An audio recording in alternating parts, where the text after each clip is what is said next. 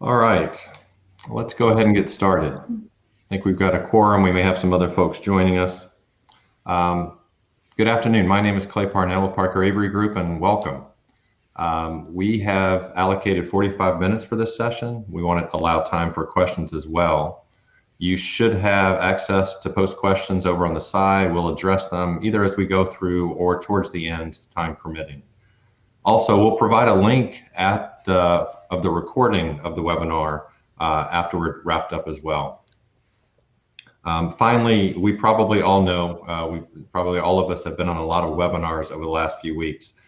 We know that sometimes platforms run into access and bandwidth challenges. So if you have issues, please be patient and of course rejoin if necessary. So we appreciate that.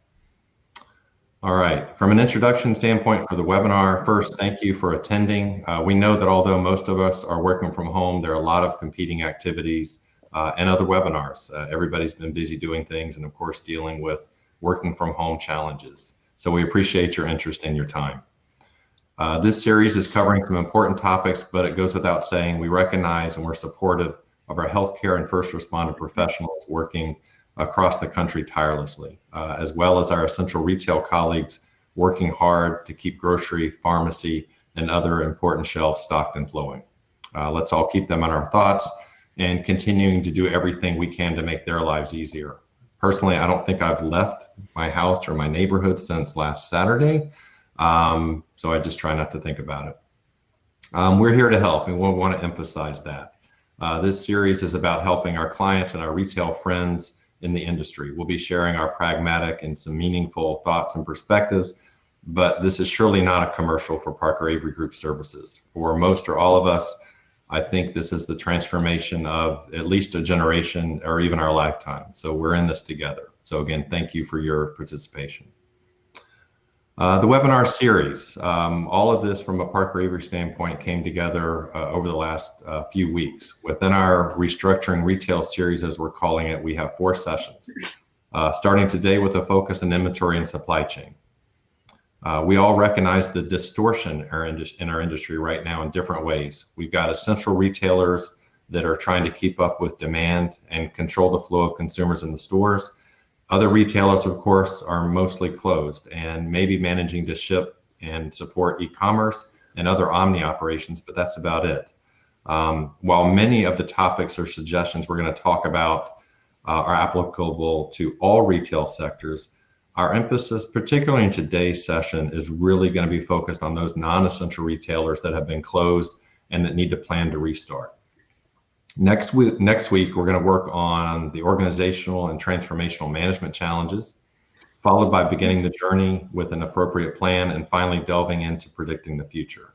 So we hope you get a lot out of today's session. We certainly invite you to come to all or as many of the sessions as you can. And as mentioned, the recordings will be available after each session. All right, so let's introduce our team. Amanda has been a Parker Avery Group since late 2014. She has former roles in replenishment, allocation, and forecasting and buying. She was at Belk Department Stores where she and I worked together, and also previously at Party City and Toys R Us. Rob has been here at Parker Avery since 2012, former Walmart and Home Depot, various stores and operations leadership roles, also deep background in supply chain. And Rob spent his time early in his career actually with me at Tshirts and Associates. Joe Skorupa likely needs no introduction. He recently left RIS News after I think almost 20 years. Industry recognized subject matter expert across a number of topics, but all things retail and CPG. So welcome, Joe. Thank you for joining us.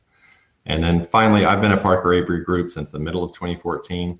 I worked with Amanda at Belk, as I mentioned, leading a business team there through a major transformation across organization and roles, business processes and systems, eventually helping set them up successfully for a PE acquisition in late 2014. Prior to Belk, I had some other consulting roles, including much early of my career with Rob and others at Tshirts and Associates. All right, so triaging your inventory. As we get started, first, a few thoughts for context. First of all, the future.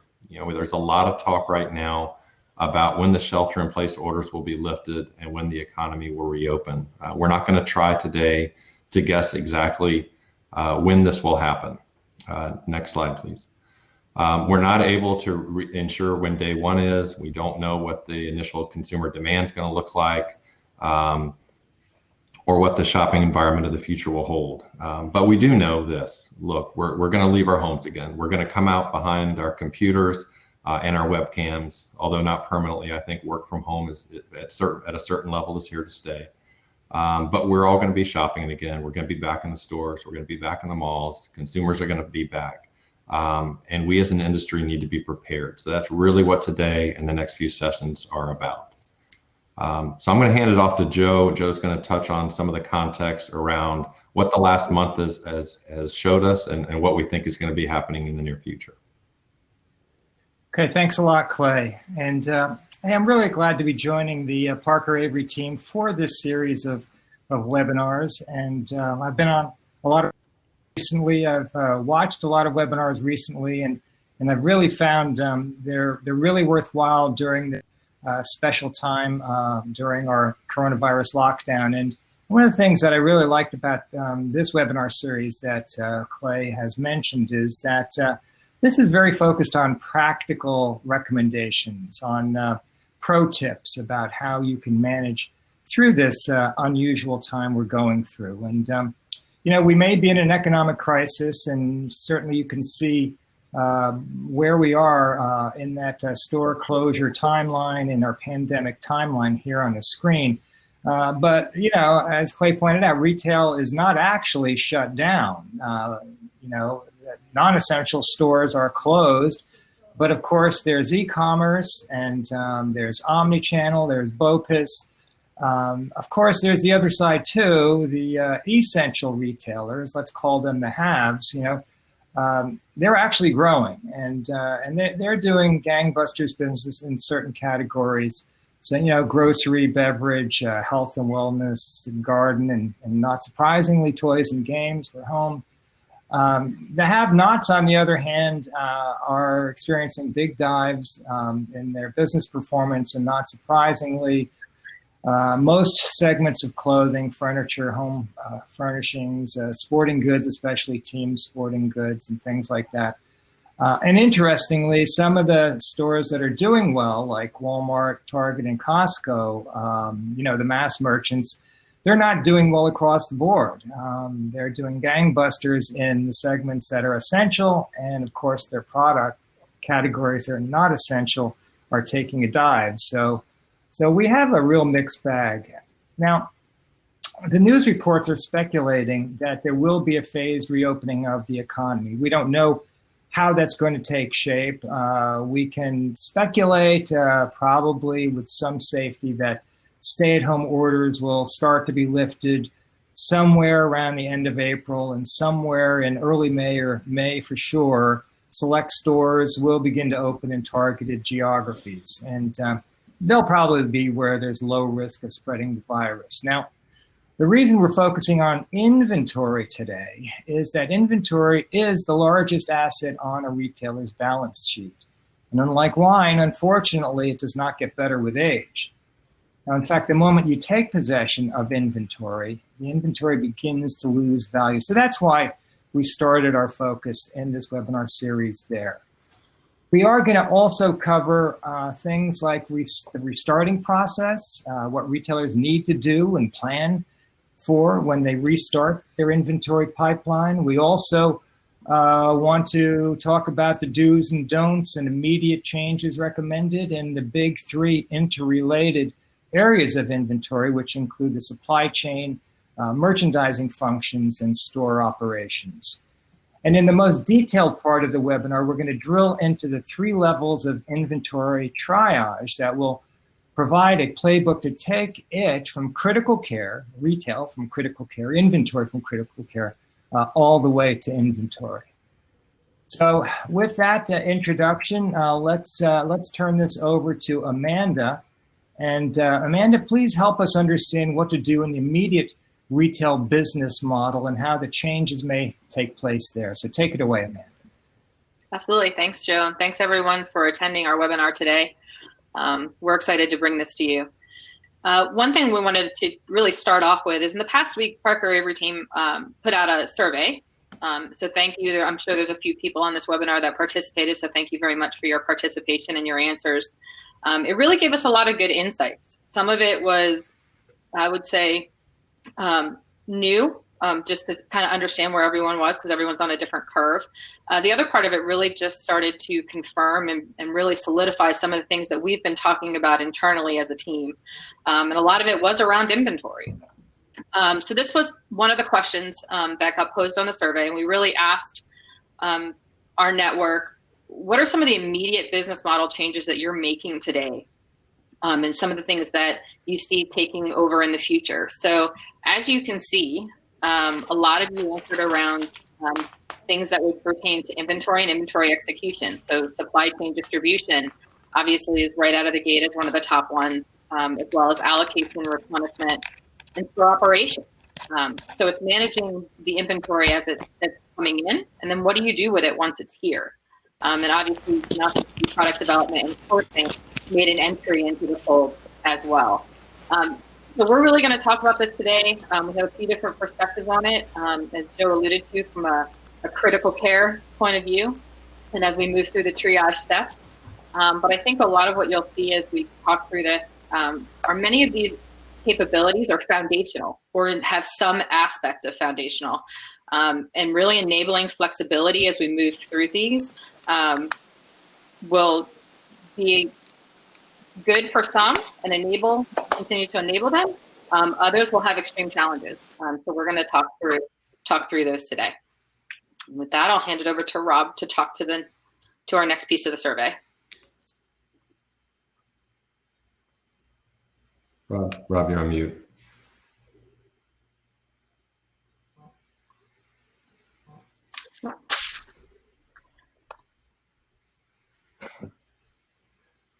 So I'll take the next one as far as a restart perspective. We'll get through the technical difficulties, our apologies. So challenges for a restart as we talk through the next piece is really, how do you balance the demand? How do you balance your inventory? It's nearly impossible to predict everything and be ready for it. It would be great if we could predict the future, but unfortunately that's not something we have the ability to do. So really it's restarting, rolling with the governments. Okay, can everybody hear me? Yep.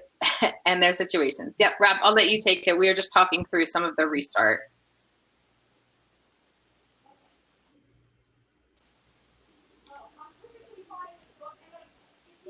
Or not. I'm not sure if people can hear me or not. Can somebody? You can. Okay. All right, sorry. At the last second, technical difficulties. So as Clay was mentioning. So one of the big challenges with the restart, as Joe already mentioned, is we don't really know exactly when, but what we can anticipate is this is going to be rolling, and it's not just in the United States or North America, but worldwide. I even saw some reports today saying that Italy's starting to come back online as an example. So, but one of the questions we asked was, what are the top big challenges that you consider restarting, you'll be facing when you get to day one? And if you look at the survey, there's basically two things that kind of jump out at me. Number one is what to do with the inventory, having the wrong inventory in place and so forth versus the right. But also, how do we need to work differently from an operational perspective? We'll definitely address these challenges in this session, because creative marketing to drive demand, coupled with really innovative operational approaches, are really going to help you in the short term. And this is also an opportunity to really take a long view of things and take a look at what's going on in the future. So we'll kind of cover all of that. One thing's for certain, though, the fundamentals of retail remain. We've got to have demand for those products that's out there, but now we've got to figure out a way to fulfill that demand.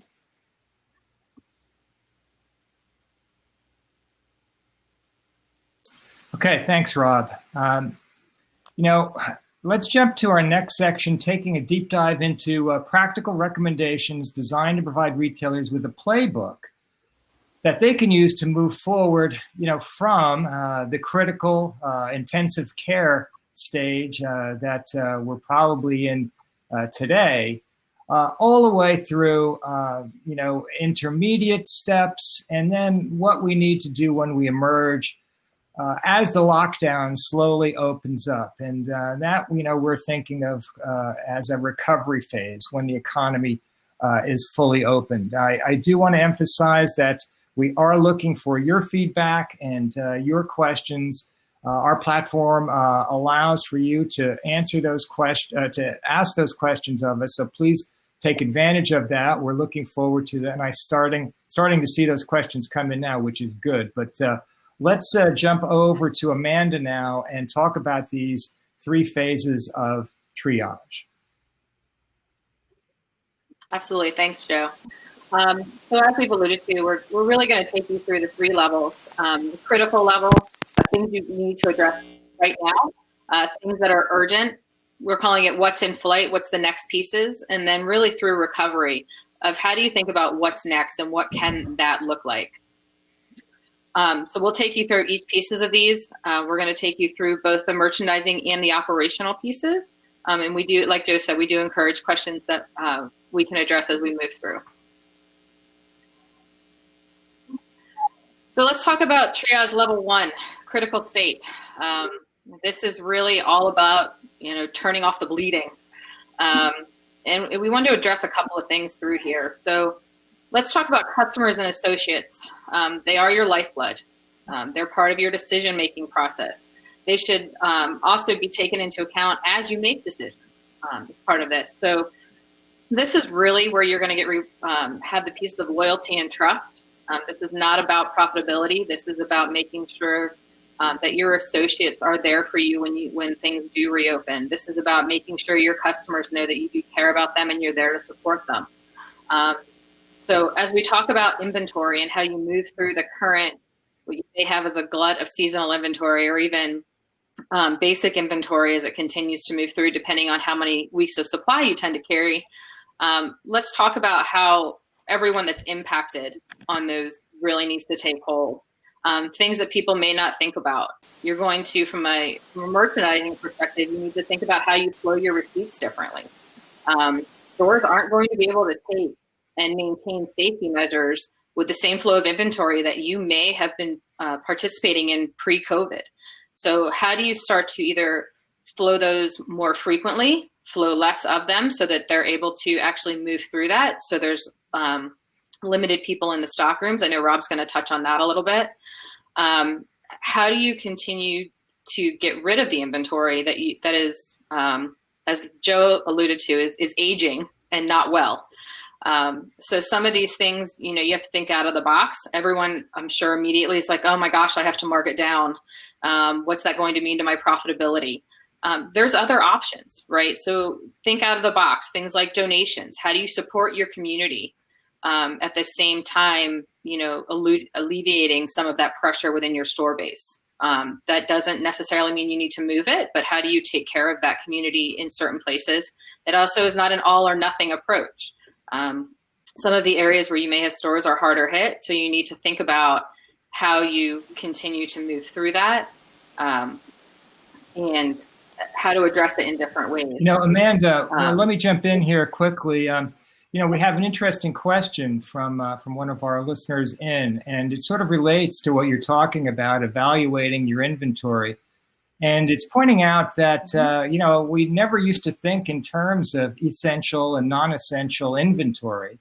And now maybe that's something, at least in the immediate, in this maybe level 1 period, that they should be, those that are considered essential could be raised to a priority 1 status.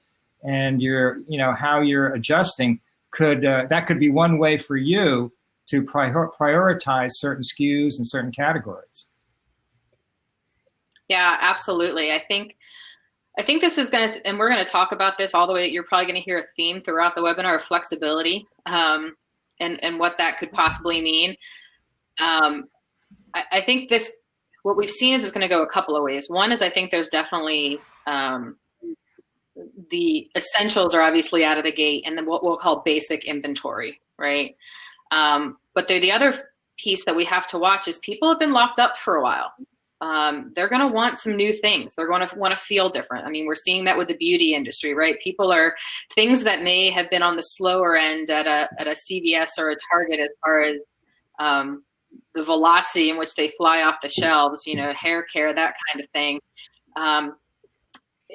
Those make you really sit down and think that people are going to want something new. They're going to want to be freshened up after being locked up for a while. So I think there is going to be a balance of, even if people are cutting down on spend, I think there's going to be a level that people are still going to continue to buy those things.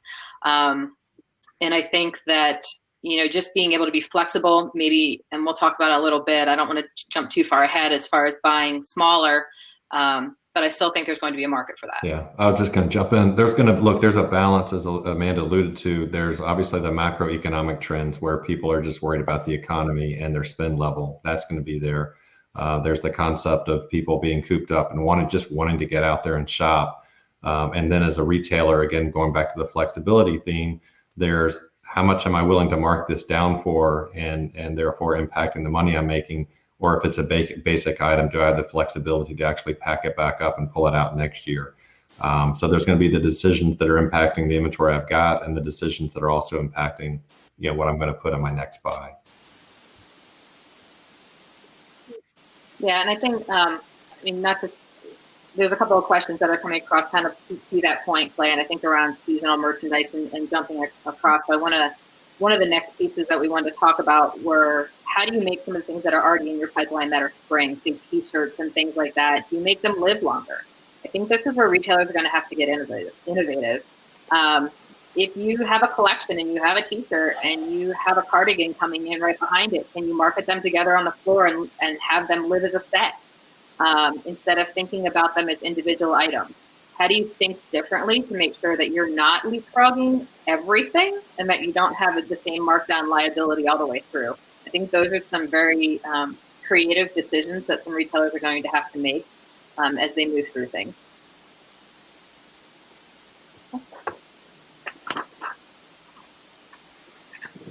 And then let's talk. Can we go back to triage level 1?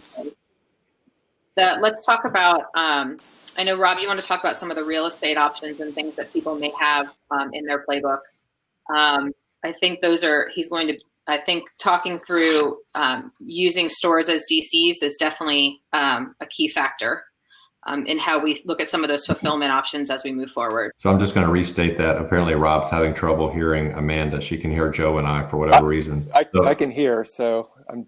Yeah, so I can hear you guys. Yeah, sorry about this, folks.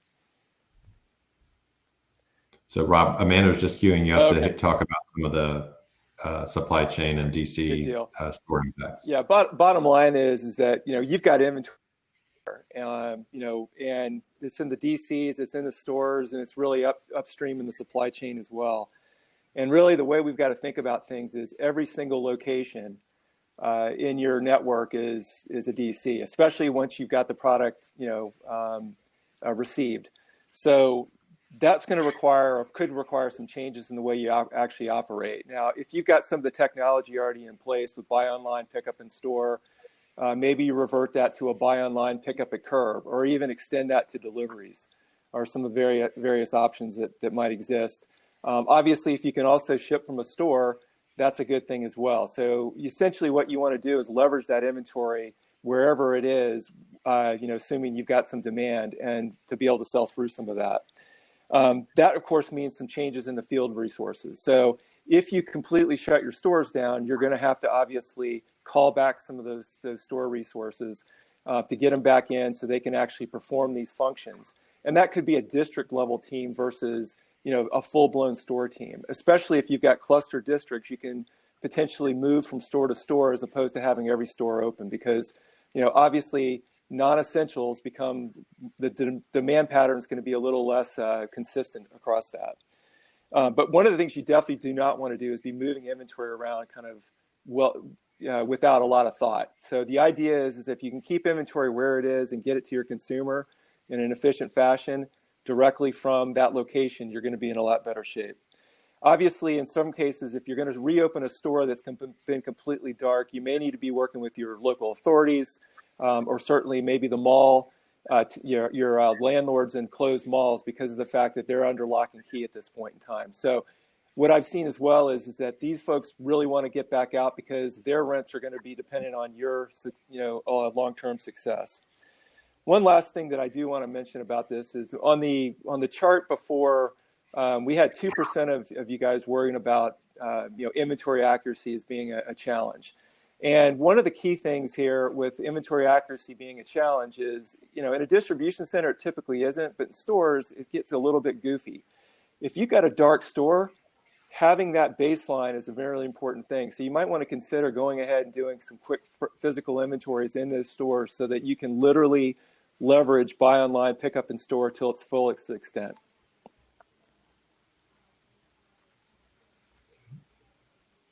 Yep, those are all great points.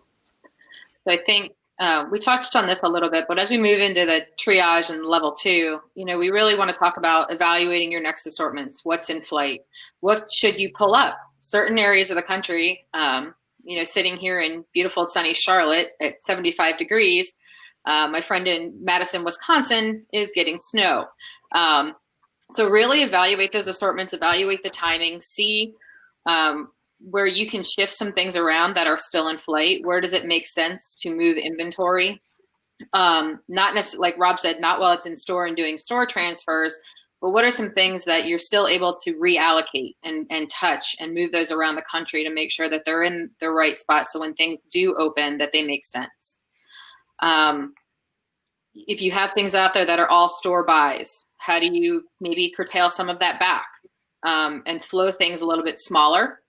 And continuing to feed it so that you have more flexibility. Those are really going to be some of the key features and factors that really influence your assortment as they move forward. And to piggyback with that, the next bullet that we have on there is partner, partner, partner. This is both internal and external, you guys. I think that there's some organizations today that are finding out exactly how siloed they were and how they need to continue to knock those down and work more collaboratively. From an internal perspective, your peers are always your greatest asset. Build partnerships across your supply chain. Buyers, talk to your distribution guys, talk to your transportation folks. Make sure that your sourcing partners are always in play. Those are things that's where you're going to be quicker. Be able to have the right people in the room, understand your levels of risk as you move through. Because there's things that you do in your daily job that you might not realize that your peer does. And any decisions that you make may help or hinder your partner. So you want to make sure that everyone, as you move through this in order to move quickly, is in the loop. And from an external standpoint, obviously, I'm sure everyone's negotiating costs where possible, payment terms, staggered deliveries, everything's on the table. Just keep in mind as you move through this that your partners generally have their partners that feed through. So there's definitely some trickle down effects. So you want to understand the levels of risk from all aspects. So the lines of communication across everybody needs to be out there. And you need to make sure that you're understanding your entire food chain, so to speak, in order to make better decisions.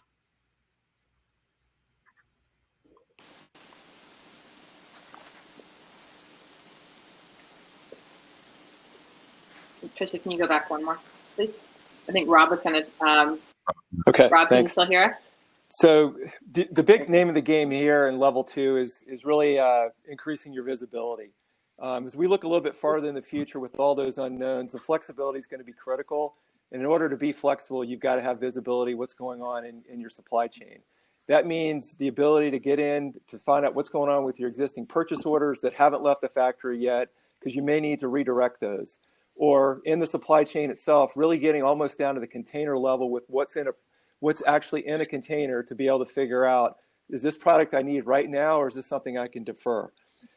Because those buffers in the supply chain are going to be important in order to kind of get yourself through the next several weeks or months. One of the challenges you may have is the configuration of your distribution centers as well.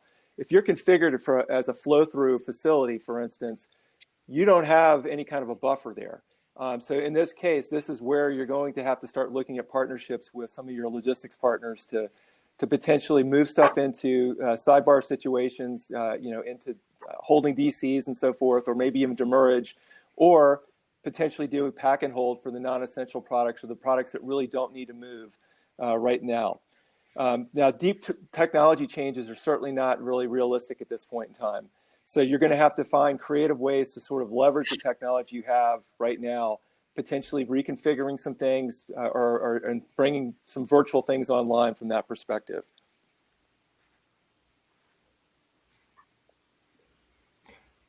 Hey, Joe, what do you think about, there's a couple of questions that we may want to Yeah. go ahead and take both around, what does the spring season look like? Do we think we're going to see a leapfrogging similar to what people have seen in other regions of the globe? Yeah, I've been pondering those. Yeah, Clay, good point. And I'm going to certainly toss this over to Amanda and Rob. I think one of the things we certainly owe our listeners today is to take our best shot at the hard questions. And if spring is in, your pipeline now or in your stores that are closed now, what do you recommend? I mean, let's give them a shot. I know, Amanda, you said, well, look about partnering or summer and spring together in certain ways where the products can go together. There's certainly going to have to be a thought to promotions and markdowns and discounts. There's going to have to be, for some retailers, storage, pack and hold, as Rob suggested, and even storage. And in worst case scenario, I think donation has to be considered. But I would hope all three of you, including you, Clay, can go on a limb here and provide some pro tips for this hard question. Yeah, I'll take a first pass at it. I think that for a spring season, I think unfortunately there's two factors against us right now, right? There's weather, which obviously influences apparel, and some outside, even from a hard goods perspective, those that sell patio furniture or anything that would be to decorate your home outside. Some of those might be doing better if your store like a Home Depot or a Lowe's is open and you can deemed essential. Other places, like a Home Goods or an At Home, you're closed in most cases, dependent from a governor point of view. So the government is really also lending to when you can roll these things out. So from a seasonality standpoint, I think if you're able to be flexible and still redirect some of the goods to other parts of the country. So when Wisconsin gets warm, they're still going to want spring and summer goods. Whereas the South, if it goes to 60, that's a little bit of fall for us Southerners. So they may want something a little bit heavier. So I think it's really looking at what's in flight and redirecting things to where they make sense. Look, I don't think anybody really is out on a limb to say they're going to get this perfect. I think if you can get this 70 to 80% right, as things start to roll, that's a win. I think it's really, you have to allow yourselves to be flexible and really, there's going to be some risks out there. And I think, even when business was quote unquote regular, you should always have, a backup plan A, B, and C for anything that you put out there. It's never really a one-shot strategy. So I think really evaluating your risks and understanding how those seasonal goods can play in different parts of the country, and taking a stab at when the governors are going to decide that they want to reopen, and using any analytics that you have, and really doing a lot of reading is going to go a long way. So I'd say let's go ahead and move on to the level 3. We'll go through this and maybe we'll be able to take some additional questions. And if people have some flexibility, I know we said about 45 minutes, but we'll stay on for maybe another 10 minutes or so and do some Q&A. There's some other good questions coming through. Yeah. So I think as we move into level 3, some of this we've already talked to, the buying and planning cycles, really, how do you start to think like a fast fashion retailer in the near term? Smaller, more agile buys, what can you pack and hold and flow a little more quickly, so that you have the flexibility to move forward? That's going to be an option for some, not as much for others. It's really going to depend, obviously, on where you are in your buying cycle and the maturity of your supply chain, quite frankly. And then I know I'm going to toss over to Rob. He's going to talk about some lead times, but I think just real quick before I do hand that over, from a lead time perspective, I know Rob's going to talk to it from a supply chain, but I really think it's, you guys have been giving us comments, and we've heard from our colleagues about talking through being more agile and being able to take the red tape off some things. From a merchandising standpoint, go with that. I think you can really take some time out by continuing that mantra and making some quicker decisions of having the right people. The big thing here that I want to talk about is closing the gap, as well as kind of changing that design mindset. And it might be something that's kind of hard to consider right now, given where things are. But a lot of you were already thinking about, how do I cut time out of my supply chain? How do I cut lead times down? How do I get closer to market? And now all of a sudden this becomes more of a necessity versus as a nice to have. So I think one of the things that we want to think about is, back in January, most of you were probably worried about the supply coming out of Asia. You were worried about how that was going to impact your fall and your winter and your seasonal season for the upcoming season. Now, all of a sudden, it's a demand problem. What that means is we've got to shore things up. So some of the things you want to start considering now so you can get ready to be more nimble is to start thinking about, what do I do about sourcing? Is my sourcing model correct? Should I start considering different ways to take care of that? The other one is really your product development practices. So if you're in long lead time materials and so forth, or you're not even involved in your materials, now is the time to start thinking about the supply chain more vertically and more completely. Granted, these are long-term strategic types of mindsets, but if you're not thinking about it now, how are you going to be ready for something in the future?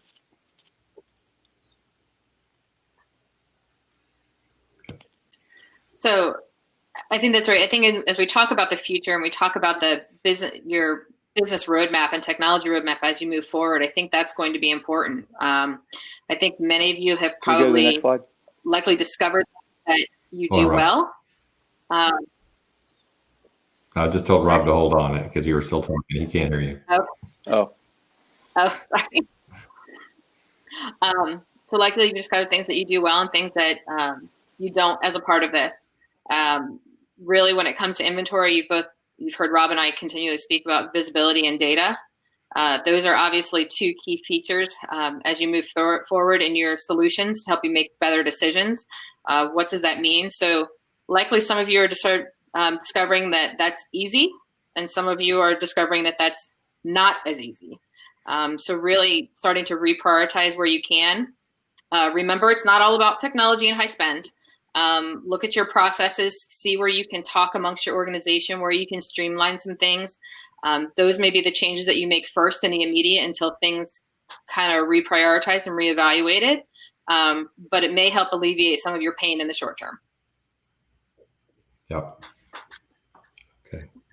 Okay.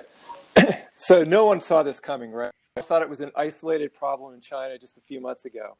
And now it's global. And we have to actually assume that we're not finished with this. So there's other parts of the world that are still kind of in the early stages of this, whether they're on the supply side of your business or the demand side of your business, or maybe they're not going to impact you at all.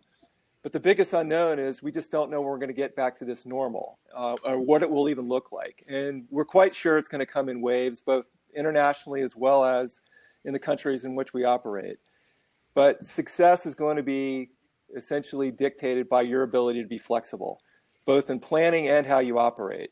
So as time on a daily basis, so your decisions need to be that flexible. So in essence, you've really got to have the ability to triage things immediately, take a look at what's going on, make decisions by increasing your visibility around things. I'm going to leave you with three thoughts and before we end up closing the session that we're having. So first off, partnerships. Let's make sure we keep that communication open and often. That's upstream and downstream with your suppliers as well as your customers. The supply chain. We've got to think outside the box. Your customers want options and you need to be able to provide them with options, whether that's pick up to the curb, have stuff shipped to them, whatever it may be. And finally, planning.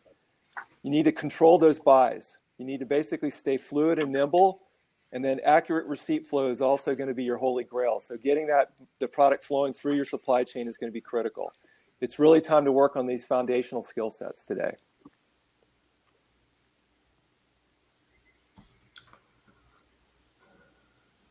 All right. Key takeaways. I think, Joe, you're going to start this. Yeah, I'm going to start. And also, I'd like to say that we're getting a lot of good comments on Clay, and hopefully we'll be able to get to them either now in a minute or two with very brief answers, or maybe after we could answer these, directly from people who are sending their questions. But one thing that we have in the back of our heads and yet in the front of our minds is our customers and our associates. And we've had a couple of questions about associates, and everything we've talked about, including every aspect of managing inventory, is dependent on knowing your demand, knowing your customers, and providing them with excellent service that builds trust, repeat business, and loyalty. And so is managing your inventory a customer experience? Absolutely. Take care of your inventory, take care of your customers. They're intertwined and they're essential to your success. And keep that in mind as you're setting up your plans for returning to normal, that your customers are going to be relieved that you're back in business. They're going to appreciate you for all of the things you've done, and make sure you build on that as you move forward. Great. Thanks, Joe. A couple of the other key points, I'm going to go through these relatively quickly. As Joe indicated, we've got some good questions we want to get to. Inventory productivity, you may be able to make the best of the current inventory productivity and margins in the short term. But look, as we've talked about, we all realize you're likely still going to be far below your original projections of just a couple of months ago. And that's just something we have to keep in mind. Being innovative, thinking outside the box, and connecting with your customers. Be careful to focus on the long-term relationship and the experience versus any short-term selling push. This has to be more of a long-term view here. We've talked a bit about partnering here. Be the partner you want to see in others. And then finally, keep a full life cycle perspective in mind. Customers buy, return, and exchange. And we've talked about a few thoughts around that. The other key thing that I'll mention here is one of the quotes I've seen over the last week or so came from the CEO of PVH, who recently said, "We've got to plan for the worst and hope for the best." And in some cases, that's all we can do. But we've got to keep planning. Look, most of us, whether you're a buyer, planner, replenishment allocator, whatever, a lot of us are planners at heart, and that's what this is all about, is looking ahead. So in that light, why don't we go ahead and hit on a couple of these questions? Joe, I don't know if you've got a couple queued up or one or two that you want to start with.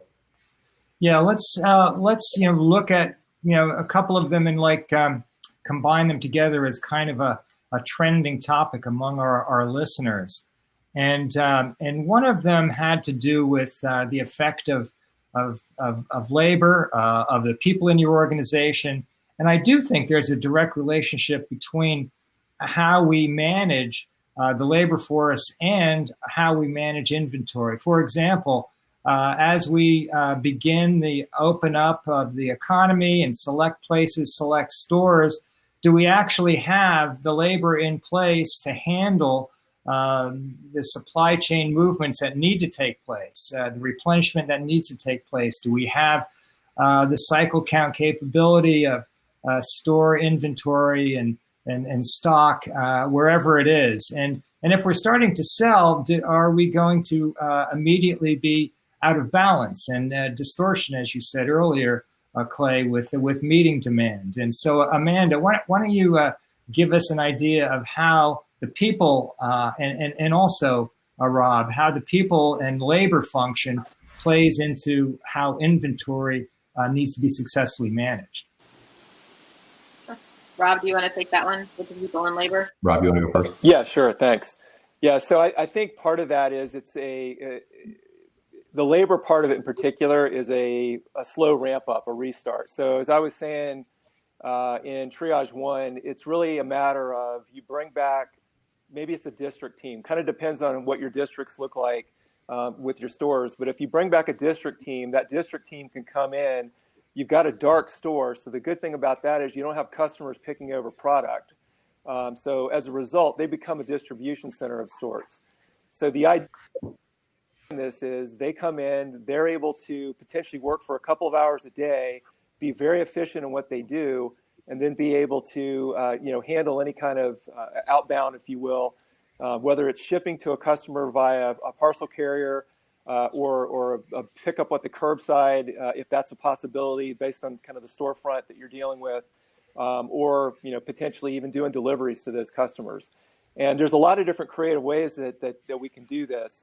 But one of the things that I would also say is that you really don't want to be moving inventory, especially right now, that you don't need to, because that's just adding cost to the mix. So if you can find a way to actually get inventory out of any node in your network, whether it's a store or a distribution center, directly to your consumer right now, that's going to be your best bet and the most cost-efficient way of doing it, because that allows you to keep that flexibility for a longer period of time. We've got a question that I'm going to expand a little bit about. We have a question about, do we expect retailers and companies that they may be looking at their supply chain that reaches all the way to China and what implications that may have? But I'd like to expand that a little and ask our pro team here, how do you advise retailers to be able to move quicker or take, for example, lead time out of your supply chain? Because we've certainly seen that to make this fast, flexible adjustment, taking lead time out is a critical step. Does anyone want to take that one? I will say that, the last 10, 20 years has been a big focus on getting to the lowest cost supplier, and that's why a lot of people are in China and Southeast Asia. I think that's still going to be a factor, but I think people are also realizing how critical it is to have flexibility in the supply chain, flexibility in the sourcing mix. So I do foresee, it's not going to happen overnight, but I do foresee where possible, there's going to be a lot of folks looking at opportunities to get product from South America, from Central America, not necessarily possibly in the US, but certainly nearshoring where possible. Yeah, I agree, Clay. I mean, I think a lot of this is going to be that near sourcing, but it's also, if you start to think about looking back into the raw material supply chain, because being able to take raw materials and take a position in them also allows you to cut down. What that means that your product developers have to start thinking about developing into a material versus simply having a blank sheet of paper every time they start up. So it requires a little bit more of a strategic thought, but I would say, like I said in Triage 3, I mean, bottom line is, if you don't start thinking about this right now, you're never going to get there. So I kind of look at this as almost a wake-up call. Yeah, just to piggyback to that, I think I had said earlier, I think a lot of people are learning to make decisions and and come together quickly, make quicker decisions, take the red tape out. I think that's going to be a continued theme. Realizing that we don't need to go through 6 weeks of meetings in order to get an assortment to fruition. So I think there's going to be some new thought processes as far as how things get developed and what the strategic process, to Rob's point, looks like as we continue. Yeah, I'll expand on that to say, look, if you think about the amount of time that people have tried to take out of their merchandising calendar over the last few years, whether it's in the design, product development piece, or the planning, assortment planning, et cetera, I think there's going to be a renewed focus on trying to take out steps and milestones, decision points, and fluff in those calendars. And obviously with the impact on travel and the realization that people can do more remotely with new digital tools, I think there's going to be a renewed focus on where there can be compression in early parts of the life cycle. Joe, any other closing thoughts from your standpoint before we wrap up today? Yeah, I think that we have touched upon tips that will help you. We have certain areas that we know our listeners are interested in that we weren't able to get to. But the main focus here is that you are working through a difficult period. You have to look at it in terms of immediate planning and reaction and responses, but you also at the same time have to focus on planning for the future. There will be a recovery. We will get through this. There will be retailing, not exactly like we used to know it, but many of the core foundational principles, such as inventory management, will be a part of that future. And hopefully these tips will help you make that future happen for you. Absolutely. Well, thank you to Joe. Thank you, Amanda and Rob. I know we've said it a couple times. We are going to have a recording of this webinar. We have a number of questions we were not able to get to. Thank you for the questions. We will definitely address those either within a blog that we publish in the next couple of days. I don't want to overcommit us, or as part of our follow-up with the audience that attended. I'll also say there are a couple of questions that I saw come through that I know are going to be addressed in 2 or 3 of the upcoming webinars we've got over the next 3 weeks. So we'll hope you'll be able to join us for those as well. But thank you for everybody that was able to join us. We hope you got some value out of it, and I hope you have the good rest of your day and a good rest of your week. Everybody stay well and stay safe. Thank you. Thank you.